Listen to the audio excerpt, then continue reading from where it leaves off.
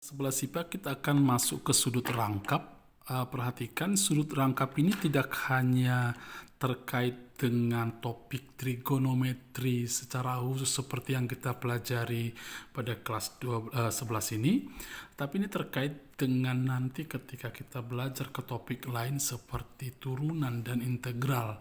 Sering sekali rumus daripada sudut rangkap ini dipakai.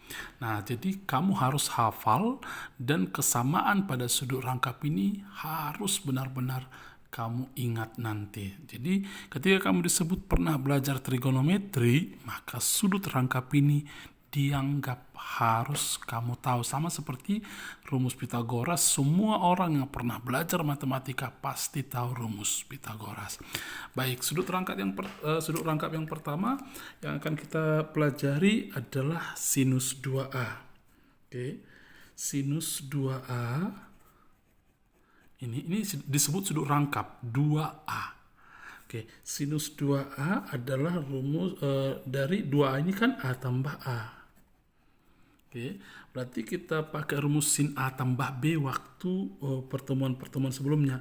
Ini kan cuman B-nya A juga nih, A tambah B. Tapi A tambah A ini ya. Berarti rumusnya kan sin A cos A gitu ya, tambah cos A sin A. Berarti sin 2A sama dengan sin A cos A tambah, ini pun sin A cos A kan, kalau kita baca duluan sin A cos A berarti sin A cos A tambah sin A cos A. Ada berapa buah sin A cos A? 2 buah sin A cos A. Jadi rumus sin 2A adalah 2 sin A cos A. Ini benar-benar harus kamu hafal. Sin 2X adalah 2 sin X cos X. Nah, misalnya gitu. Sekarang sudut rangkap yang kedua adalah cos 2A. Oke, cos 2A ini adalah kosinus A tambah A. Apa rumus cos A tambah B waktu sebelumnya? Cos A cos B ya kurang sin A sin B. Tahu cos kuadrat A, ini kan cos A kali cos A kurang sin kuadrat A. Inilah rumus cos 2A. Oke. Nah, tetapi kemudian masih bisa kita ubah. Kalau misalnya kita rapikan menjadi cos kuadrat A kan 1 kurang sin kuadrat A. Betul ya, dari sifat identitas. Sin kuadrat A tambah cos kuadrat A kan 1. Berarti cos kuadrat A 1 kurang sin kuadrat A. Kurang sin kuadrat A sama dengan 1 minus sin kuadrat A minus sin kuadrat A adalah minus 2 sin kuadrat A. Cos 2A ternyata bisa juga rumusnya adalah 1 kurang 2 sin kuadrat A. Atau kalau misalnya yang ini kamu ubah, berarti cos kuadrat A kurang sin kuadrat A kurang dalam kurung lah ya. Sin kuadrat A kan 1 kurang cos kuadrat A. Berarti jawabannya adalah cos kuadrat A kurang 1 tambah cos kuadrat A. Atau cos kuadrat A tambah cos kuadrat A adalah 2 cos kuadrat A kurang 1. Inilah rumus cos 2A yang lain. Oke, berarti cos 2A sudah ada kita 3 rumus berkaitan dengan itu. Nanti saya tulis ulang semua. Kemudian kita masuk ke tangen 2A. Sudut rangkap yang ketiga adalah tangen 2A. Atau tangen A tambah A. Ingat rumus tangen A tambah B adalah tangen A tambah gini kan. Tangen B, A-nya tetap A-nya B-nya jadi A ya. Tangen A tambah tangen A per 1. Di sini kan jadi kurang. Kalau di sini tambah kurang tangen A kali tangen A. Gitu rumus tangen 2A pada pertemuan terakhir di topik ini kan. Berarti tangen 2A sama dengan tangen A tambah tangen A adalah 2 tangen A per 1 kurang tangen kuadrat A. Inilah 3 buah sudut rangkap yang kita pelajari pada kali ini. Sekarang saya tulis ulang dan kita langsung ke contoh-contoh soal. Baik, sudah saya rangkumkan. Sekali lagi ku baca, sin 2A sama dengan 2 sin A cos A. Cos 2A ada 3 rumusnya, terserah mana nanti yang kamu pakai. Cos kuadrat A kurang sin kuadrat A, 1 kurang 2 sin kuadrat A, 2 cos kuadrat A kurang 1, tangen 2A, rumusnya 2 tangen A per 1 kurang tangen kuadrat A. Hafal ya? Baik, atau nanti kamu tulis, lengkapkan di depan meja di tempat kamu biasa belajar di rumah. Nah, kita masuk ke contoh soal. Saya ambil langsung di halaman 85 beberapa soal pilihan berganda karena yang kamu kerjakan nanti soal uraiannya. Baik, misalnya nomor 1. Tertulis seperti ini di buku itu. Katanya jika sin A atau sin X disetiap 4/5. Yang ditanya cos 2x, maka cos 2x adalah, oke, kamu boleh pilih salah satu sih, yang ini, yang 3 ini. Baguslah langsung rumus kedua ya.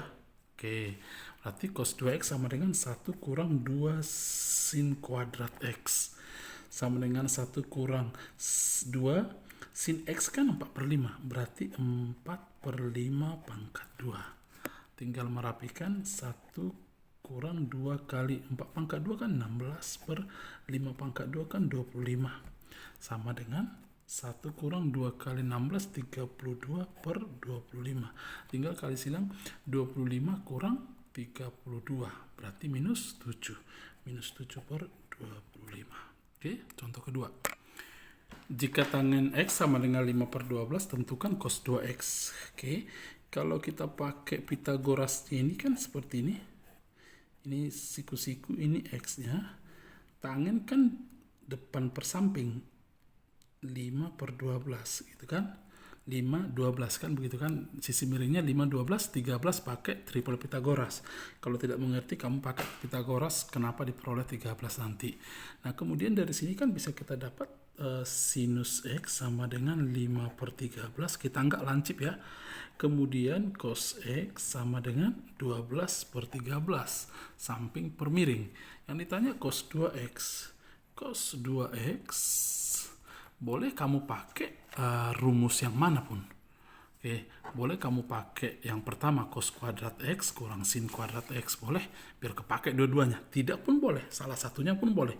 Oke, berarti sin X berarti cos kuadrat X kurang sin kuadrat X sama dengan cos X-nya kan ini 12 per 13 pangkat 2 kurang sin X-nya kan 5 per 13 pangkat 2. Berarti hasilnya 144 per 169 kurang 25 ya, per 169.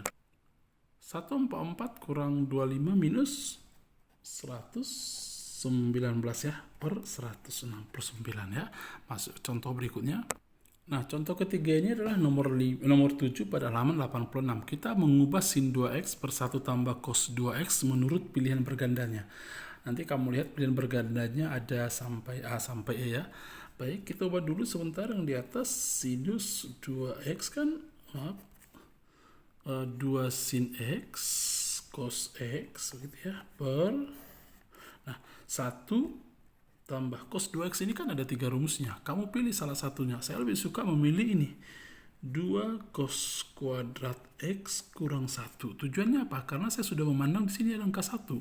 1 kurang 1 nanti habis. Jadi tinggal 2 sin X cos X per 2 cos kuadrat X kan cos X kali cos X. Ini habis, ini habis. Tinggal sin X per cos X sama dengan tangen X. Oke, nomor 4 adalah nomor 9 pada halaman 86. Ini juga kita harus kaitkan dengan pilihan ganda yang tersedia. 1 kurang cos 2x per 1 tambah cos 2x. Nah, ini saya ubah 1 kurang cos 2x, saya ubah menjadi 1 kurang 2 sin kuadrat X. Ini kan salah satu rumus dari cos 2x. Jadi semakin banyak kamu latihan, semakin kamu mengingat rumusnya. Oke, saya waktu SMA pun dengan cara begitu saya mengingatnya. Saya tidak mau sifatnya hanya menghafal, tetapi saya kerjakan latihannya dan kemudian secara otomatis otak saya merekamnya itu. Per, ini 1 tambah cos 2x, tapi yang bawah ini saya ubah menjadi 2 cos kuadrat X kurang 1. Nah, kalau kita bongkar yang di atas kan 1 kurang 1 kan habis. Tinggal minus kali minus, tinggal 2 sin kuadrat X per, ini pun habis, tinggal 2 cos kuadrat X. Sin kuadrat X per cos kuadrat X kan tangen kuadrat X. Baik, saya pikir demikian. Nanti kalau ada soalnya dikembangkan dari apa yang saya terangkan, saya pikir kamu perlu bertanya ke Pak Barto di bagian mana yang tidak mengerti.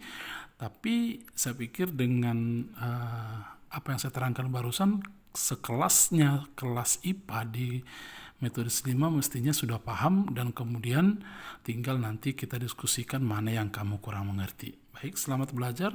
Tuhan memberkatimu.